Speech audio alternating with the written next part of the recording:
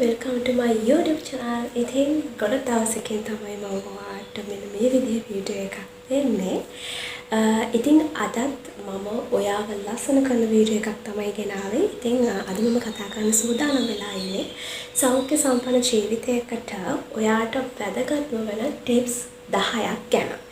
එහෙනම් අපි ඉක්මනටම යමු වීඩියෝ එකට යන්න කලින් කියනවා මගේ channel එක subscribe කරන්න, ඒ වගේම bell icon එකත් click කරලා තියාගන්න.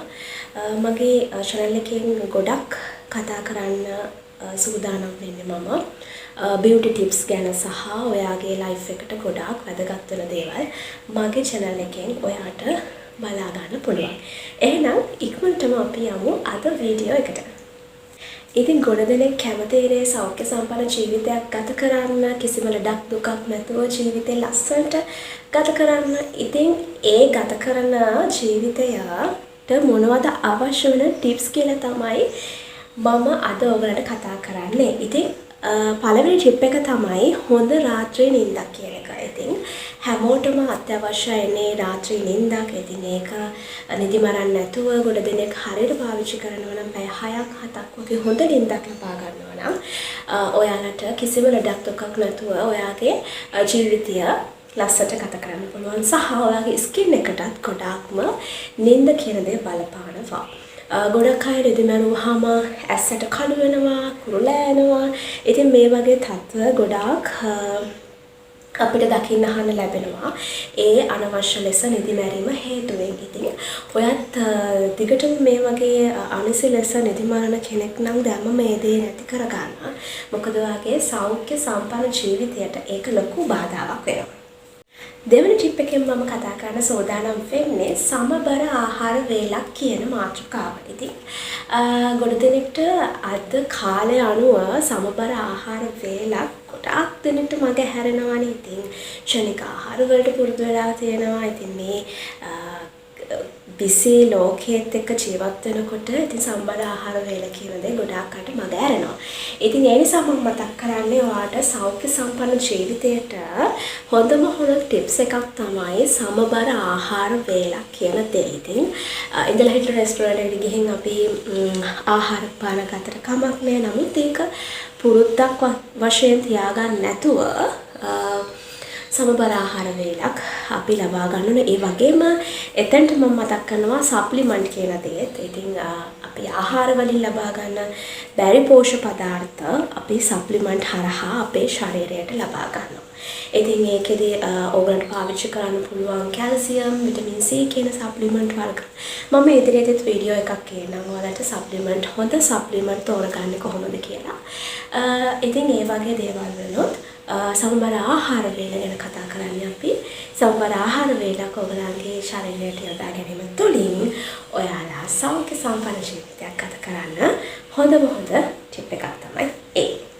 තුන්වෙනි ටිප් එක වශයෙන් මම කියන්නේ අර මම කලින් කතා කරේ සමබර ආහාර වේල. ඉතින් ඒකටම අදාළ වෙන දෙයක් තමයි මම මේ කතා කරන්නේ. ගෙදරදීම ඔයාලා විසින්ම සාදා ගන්න ආහාර පරිභෝජනය ගන්න කියලා. කියන්නේ කඩේ අපි කෑම ගත්තොත් ක්ෂණික දේවල් එක රසකාරක දේවල් දාලානේ කඩ කෑම හදන්නේ. ඒ නැතුව අපි ගෙදරදීම හදාගන්න දෙයින් අපිට ලොකු අපේ ශරීරයට ලොකු ප්‍රයෝජනයක් ගන්න පුළුවන්. අපි අපිට ආදරය නිසා කිසිම විසක් ක්ෂණික දේවල් දාලා රසකාරක දාලා අපි හදන්නේ නැහැ. අපිට ආදරේනේ අපි. ඒ නිසා ගෙදරදීම ආහාර හදාගත්තාම අපේ සෞඛ්‍ය ගැන අපිට බය වෙන්න දෙයක් නැහැ. අපිට ඉස්සරහ ජීවිත කාලෙටම සෞඛ්‍ය සම්පන්න ජීවිතයක් ගත කරන්න පුළුවන්. හතරවෙනි ටිප් එක තමයි ජර්නල් කිරීම. මේ දවස්වල ගොඩාක් ගෑනු ළමයි පුරුදු වෙලා ඉන්නවා ජර්නල් කරන්න. පෞද්ගලික ගතත් මමත් ජර්නල් කරනවා. මම ඔයාලට කියලා දෙන්නම් අලුතින් ජර්නල් කරන කෙනෙක්ට කොහොමද ජර්නල් කරන්න පටන් ගන්න කියලා ඉදිරි වීඩියෝ වලදී. ඉතින් මේ දේ නම් ඇත්තටම ජීවිතේට ගොඩාක් වැදගත් වෙනවා. තමන්ට මොන දෙයක් ලැබුණත් නොලැබුණත් ඒ ලැබෙන හැම දෙයකටම ස්තුතිවන්ත වෙන එක තමයි ජර්නල් කරනවා කියන්නේ. ඔයා උදේ නැගිට ගමන් ජර්නල් කරන කෙනෙක්, ඒ වගේම රාත්‍රියේ නිින්දට යනකොට ජර්නල් කරන කෙනෙක්ද අදාළ නැහැ. ඉතින් දවසේ වෙන වැඩ කටයුතු ජර්නල් කියන්නේ පොතක් අරගෙන ඒකේ ස්තුතිවන්ත වෙවි මට මේ දේ අද ලබා දුන්නට ස්තුතියි කියලා විශ්වයට ස්තුතිවන්ත වෙන එක තමයි ජර්නල් කරනවා කියන්නේ. ඉතින් ඔයත් අදම පුරුදු වෙන්න තමන්ට ලැබුණු දේවල් ගැන තෘප්තිමත් වෙන්න. ඉතින් ඒ නිසා ඒ දේවල් හේතු වෙනොත් ගොඩාක් ඔයාලට මානසික සුවය සෞඛ්‍ය සම්පන්න ජීවිතයක් ගත කරන්න ගොඩාක් රුකුලක් වෙනවා. පස්වෙනි ටිප් එක තමයි ව්‍යායාම වල නිරත වෙන්න කියන එක. ඉතින් එක්සර්සයිස් කියන්නේ හැමෝටම අත්‍යවශ්‍යයි. කෙට්ටු කෙනෙක් වුණත් මහත කෙනෙක් වුණත් අනිවාර්යයෙන් ව්‍යායාම කියන දේ ගොඩාක් වැදගත්.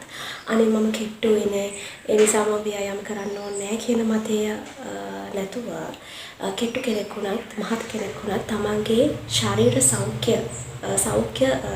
සෞඛ්‍ය සම්පන්න ජීවිතයක් ඉදිරියටම පවත්වාගෙන යන්න මේ ව්‍යායාම කියන දේ ගොඩාක් වැදගත් වෙනවා.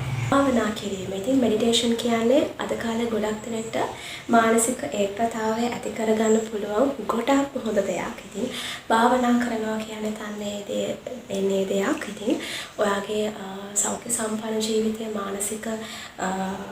මානසික ඒකතාවයේ මේ දේවල් ඔප්නම්ව ගන්න ඔයාගේ ජීවිතේට ගොඩාක් වැදගත් වෙන දෙයක් තමයි මෙඩිටේෂන් කියන්නේ භාවනාව කියන්නේ. ඉතින් දවසකට විනාඩි 10ක් හෝ 15ක් හරි භාවනා කරන්න පුරුදු වුණොත් ඔයාගේ ජීවිතේ සෞඛ්‍ය සම්පන්න නිරෝගී ජීවිතයක් වශයෙන් ගත කරන්න පුළුවන්. හත්වෙනි ටිප් එක තමයි පරිසරයත් සමග ජීවත් වීම. ඉතින් නේචර් කියන්නේ අපි හැමෝගෙම සිත සුවපත් කරන දෙයක් නේ. ඉතින් පරිසරයත් එක්ක ජීවත් වෙන්න සතුත් එක්ක ජීවත් වුණාම අපිට තියෙන ප්‍රශ්න අපිට තියෙන මානසික ප්‍රශ්න හැමදේම නැති වෙලා යනවා. ලෙඩක් තියෙනවා නම් ඒ හැමදේම නැති වෙලා යනවා. ඉතින් සතුත් එක්ක කාලය ගත කරන්න පරිසරයත් එක්ක කාලය ගත කරන්න කියන්නේ අන්න ඒ නිසයි. ඉතින් හැම වෙලේම පුළුවන් තරම් බිසි ලයිෆ් එකකින් මිදලා පරිසරයත් එක්ක ජීවිතය ගත කරන්න පරිසරයත් එක්ක කාලය ගත කරන්න කියන දේ මතක් කරනවා ඔයාලට. අටවෙනි කාරණේ තමයි self care කියන්නේ. ඉතින් අද ගොඩක් දෙනෙක්ට අමතක වෙන දෙයක් තමයි තමන් ගැන හිතන. ඉතින් ගොඩක් දෙනෙක් තමන් ගැන හිතන්නේ නැහැ, අනුන් ගැන හිතන වැඩ කරන්නේ. ඉතින් ඒ නැතුව තමන්ටත් ආදරය කරන කමං ජීවිතේ ගත කරන්න. ඉතින් සෞඛ්‍ය සම්පන්න ජීවිතයට self care කියන එකත් ගොඩාක් වැදගත් වෙනවා. ඉතින් ඔයාට අවශ්‍ය දේවල්, ඔයාට ආස හිතන දේවල් මිලදී ගන්න, ඔයාව ලස්සට තියන්න මේ self care කියන දේ ගොඩාක් උපයෝගී වෙනවා. අමවෙනි ටිප් එක තමයි මම කලින් කතා කරා self care කියන ටිප් එක. ඉතින් ඒකටම අදාළ වෙන දෙයක් තමයි මේ කතා කරන්නේ skin care කියන එක. ඉතින් ගොඩක් ගෑල් ළමයි ඒ වගේම පිරිමි ළමයි වේදකින් තොරව skin care වලට හුරු වෙලා තියෙනවා. morning routine, night time කියන skin care වලට පුරුදු වෙලා තියෙනවා. තමන්ටම කියලා routine එකක් හදාගෙන තියෙනවා. ඉතින් ඒක ගොඩාක් හොඳයි. ඔයාව ලස්සට තියාගන්න ඔයාගේ ස්කින් එක, ඔයාගේ කොණ්ඩේ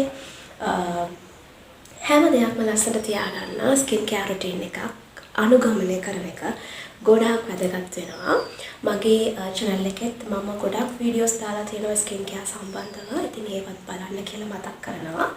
ඉතින් ස්කින් කෙයාර් කියන දේ ඔයාගේ ජීවිතය සෞඛ්‍ය සම්පන්න නිරෝගී විදිහට පවත්වාගෙන යන්න ගොඩාක් වැදගත්.